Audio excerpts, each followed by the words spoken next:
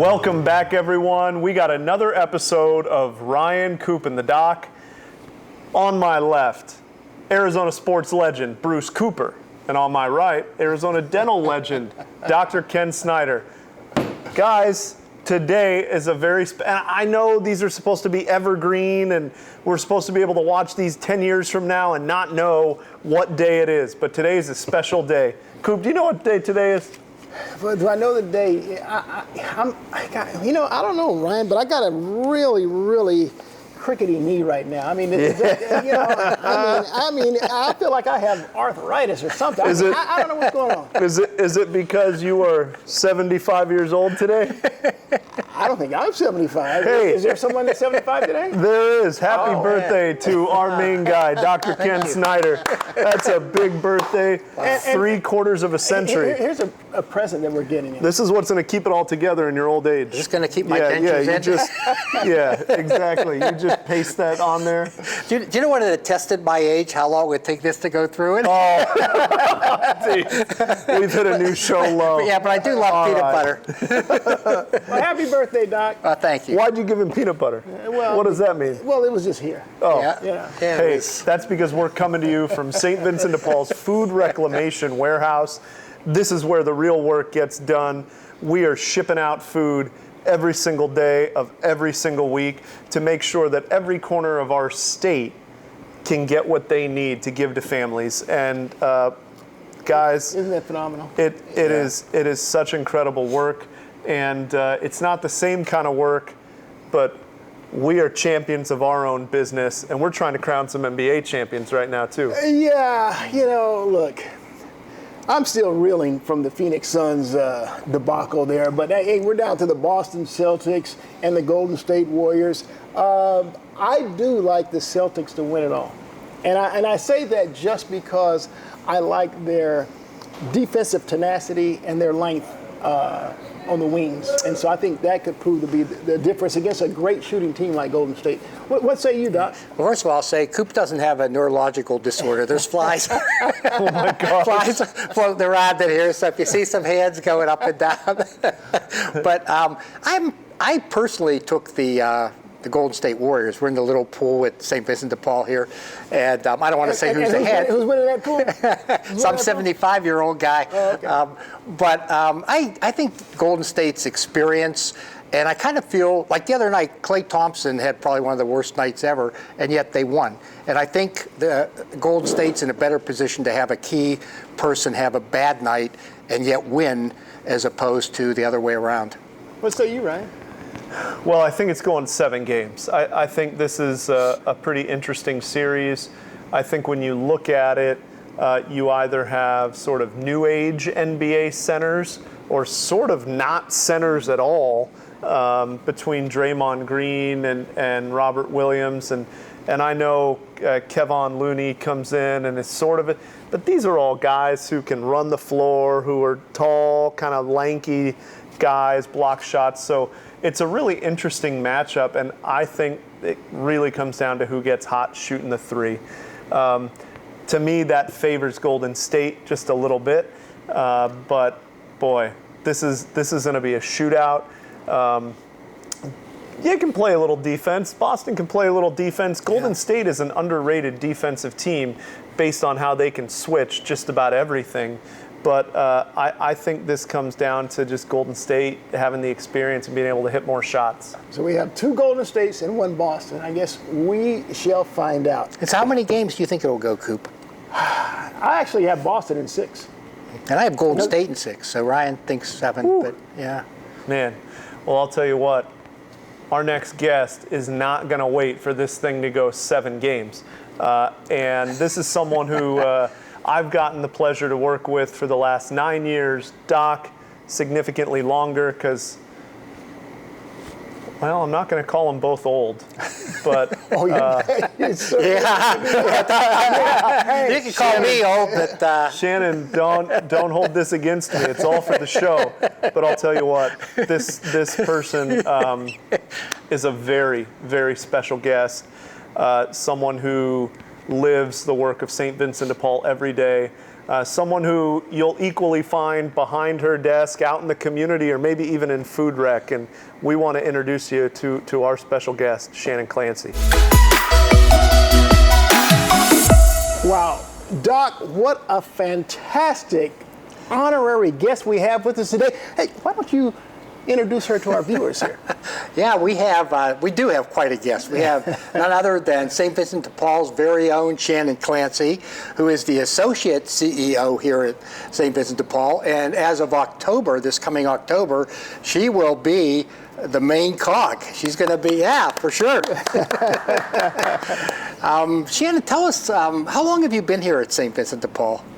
Well, I've been here a few stints, so this isn't my first time. All told, it's been about 19 years. Wow. But I have 4 kids, and so I came back and forth a little bit. So this is my 3rd stint, and I've been grateful to be part of St. Vincent de Paul and watch our mission grow in the community and watch more people get involved. It's just been a real blessing to be here. Yeah. And I actually don't know any person on this planet who's more empathetic or caring about people. And I've seen tears in your eyes many times. And with good reason, because you are out there. You know, a lot of times people think of a CEO or associate CEO, someone behind the desk, whatever, but you are out there day in, day out, dealing with the people that come here for help, and you are such a blessing to this organization. Are there any stories that really, really stick in your mind over these 19 years? You know, I think there's really thousands of stories, and most of them happen in little moments where people come together. And I think that's what's made St. Vincent de Paul so special over these years, is that you have these folks that are struggling come together with folks who are trying to offer help, and you see that connection between people.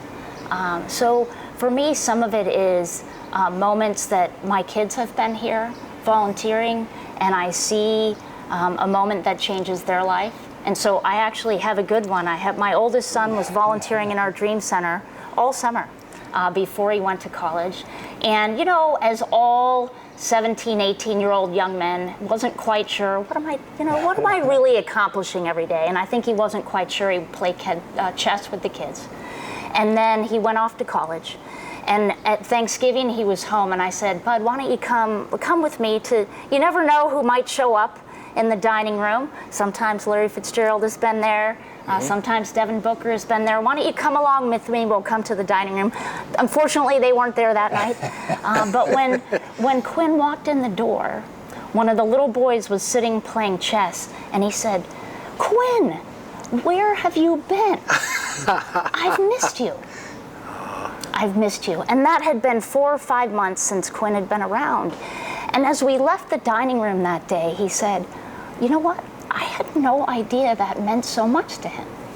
And I thought about that lesson that I could have spent those whole 18 years trying to teach him, that each one of us, just by coming together with someone else, by caring, by playing chess, which he had to try really hard to beat him because those kids were really good and he spent all summer trying to win, that it taught him that it mattered. That it matters when we reach out to connect with one another. And so there's so many stories like that happen. And I'm grateful for this place that gives all of us that opportunity every day to see the depths for which people will go in order to care for one another and to support one another. And that's really the blessing of our mission at St. Vincent de Paul. Yeah. And over the course of a lifetime, I'm sure that interaction will have much more meaning for Quinn than had it been Devin Booker or Larry Fitzgerald. That's exactly right. Yeah. That's exactly right. And something that, you know, you try as I never could have conveyed that. And so, but those things happen for young people and for older people of all ages every day, where we come and we find our meaning and purpose and joy in service, and we get so much out of it. And that's really the blessing, to work alongside folks like you and so many others in the community. Well, Shannon, we know that there's a lot of campaigns that go on throughout a course of a year here at St. Vincent de Paul. We partner with so many different agencies and organizations. We have a water drive coming up here with ABC 15 that's actually started. I'm curious from your standpoint, when we have these different, I guess, drives that take place, I mean, what is the ultimate goal that takes place in terms of serving the community? Sure. Certainly the goal of trying to meet needs that are going on. So as we have temperatures that hit 110 plus for consecutive days, people can die out on the streets. And so that's what we do here. We try to meet some of those needs in the community to try to care for people who just need a little extra help. But I think even more what the campaigns do is they give all of us in the community the opportunity to just do our one little thing. You know, and sometimes we think that has to be some grand, I don't have $1 million and I might not be able to volunteer every day. But I think it gives people the opportunity to buy, a case of water. $5 donation, that can save a life. And so what I most appreciate about partnerships with ABC 15, Bash's Food City, like we're doing in the water drive right now, is not only that those partners, we come together and try to care for our community, but it really gives the entire community that opportunity to do their little thing. Maybe they can share an hour of time. Maybe they can donate a bottle of water. Maybe they can make a monetary donation. But when they do, that makes our community better. And St. Vincent de Paul is at the heart of it, really just that common ground place where people can come together to care for one another. And we all feel so much better about the community that we're part of.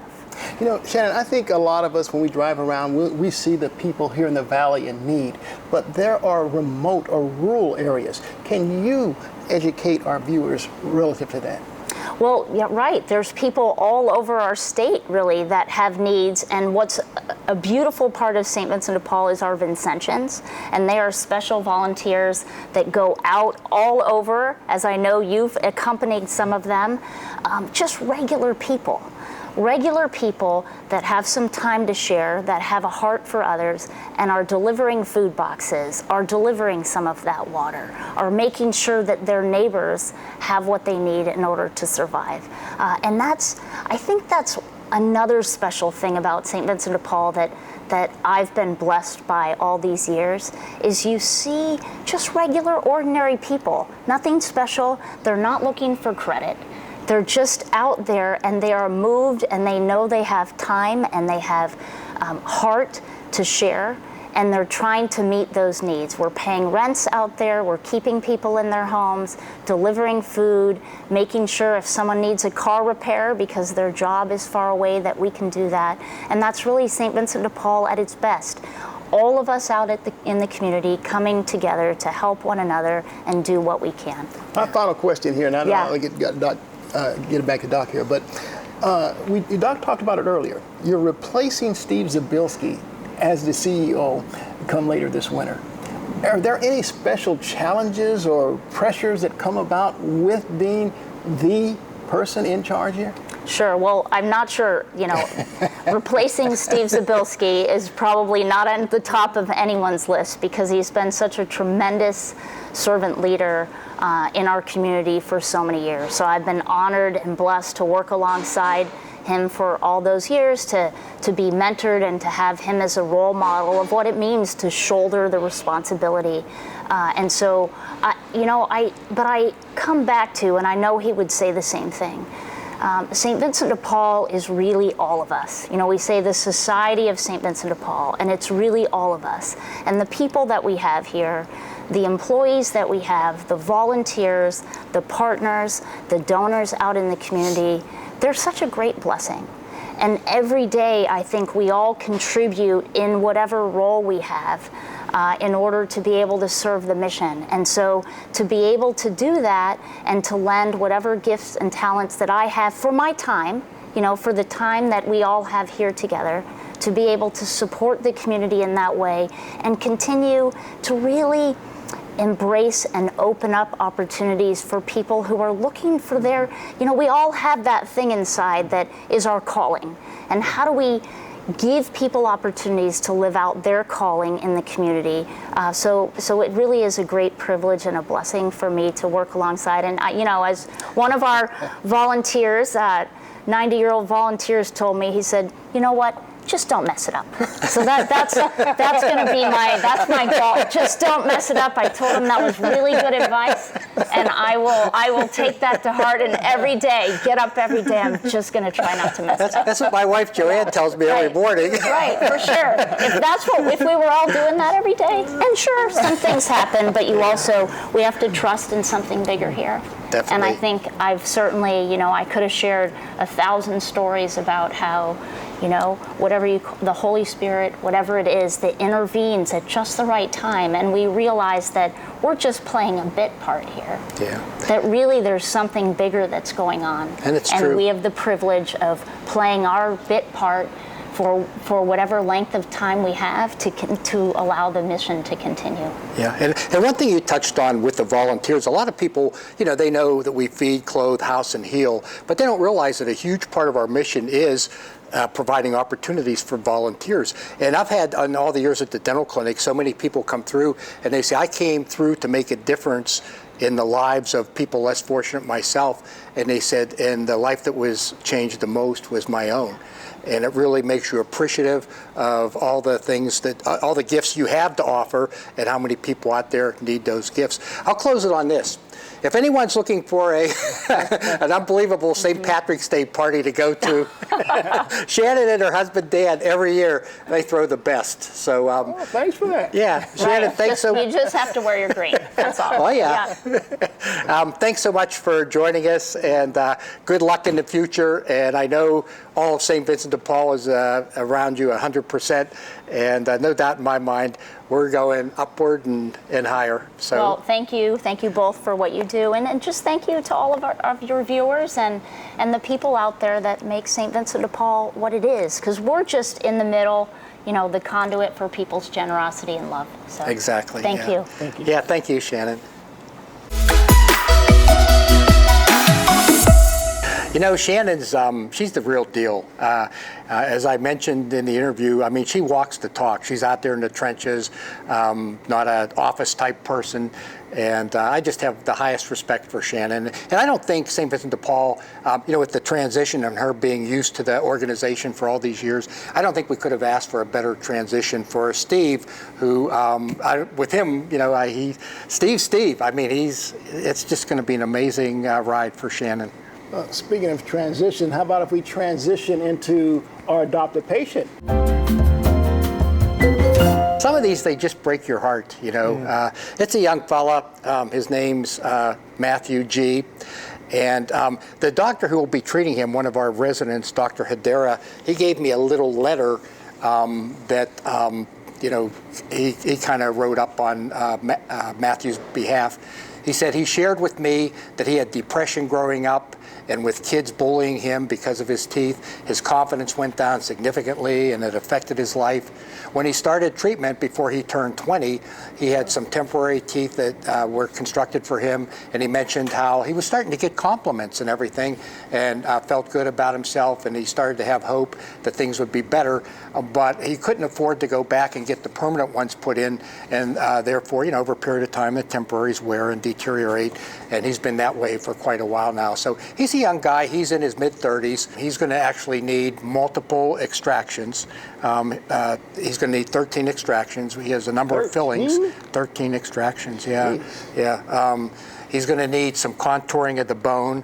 Obviously, in a private office, you'd have to do the exam and all the x-rays that go with that. And then he's going to need an upper and lower partial denture, not a full denture, but we're going to take advantage of some of the teeth he has remaining to reconstruct his mouth. So on the outside, 13 extractions, 3 or 4 fillings, exam, x-rays, contouring the bone, which is a surgical procedure, and constructing an upper and lower partial denture.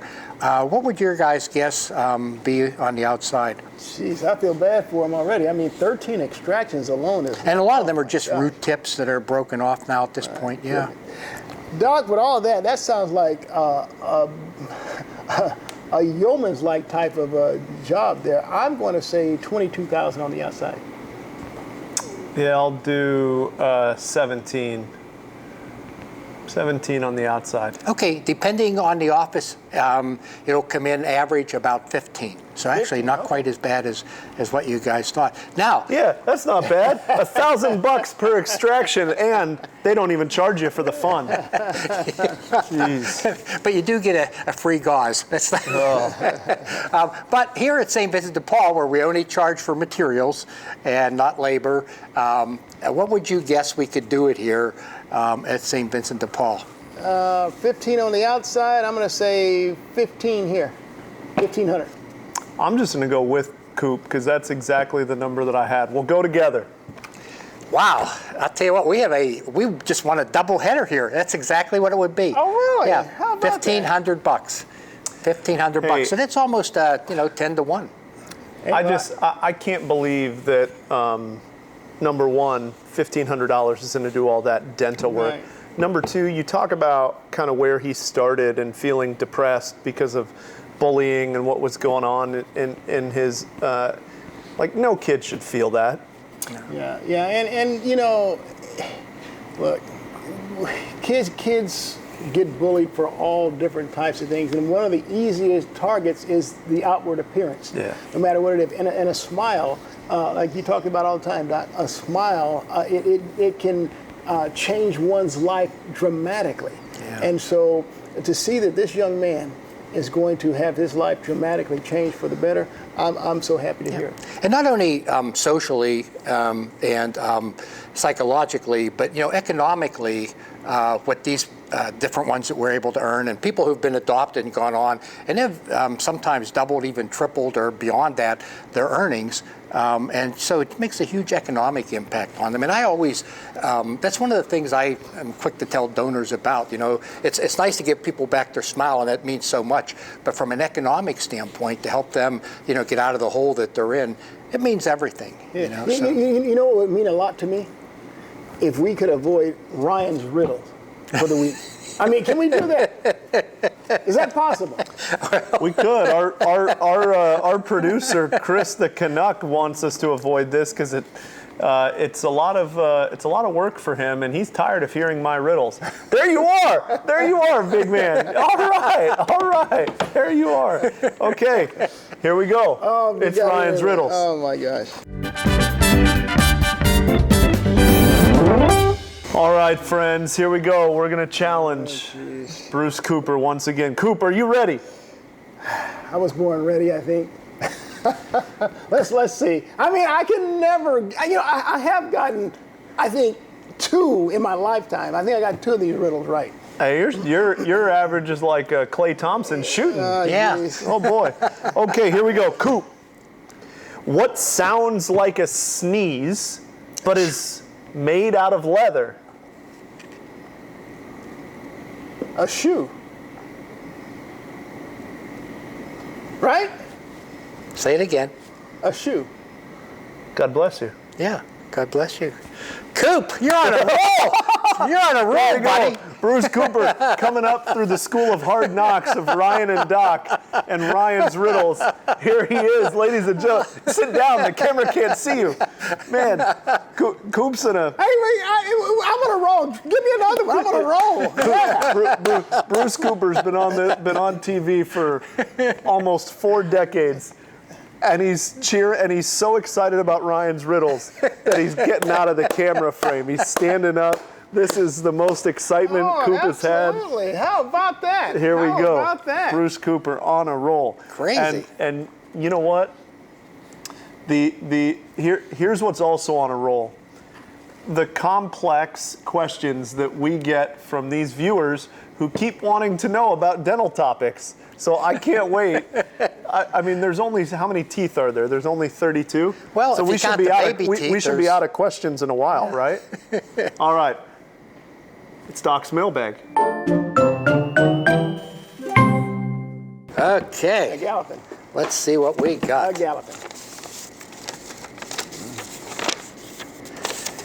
Mary C. writes, Dear Doc, when it comes to orthodontic treatment, which is better, braces or Invisalign? Or who? Braces or Invisalign? Invisalign, okay. And Invisalign is kind of it was the original, non-braces treatment, but now there's so many others like Sure Smile and different ones. So there's many of them out there. First of all, have either of you ever had braces? I had braces. No, but I think Invisalign is probably a lot easier. You don't have to go through all the. You can actually take them off when you go to bed at night. You don't have that cumbersome metal all stuck in your mouth. Well, in a sense, you do, because you do have to wear them for 22 hours a day. Oh, you do? Yeah. So you're expected to wear them for 22 hours a day, and they're. They kind of are easier, but I thought what I would do is I would attack it from 3 areas. 1, the effectiveness; 2, the comfort; and 3, the cost. And first of all, as far I'm interested in the cost. Okay. You don't care how they look when you're done, as long as it Nope. No, I mean, come on. You're Cost putting too yourself much. through pain and all this stuff. Get it right.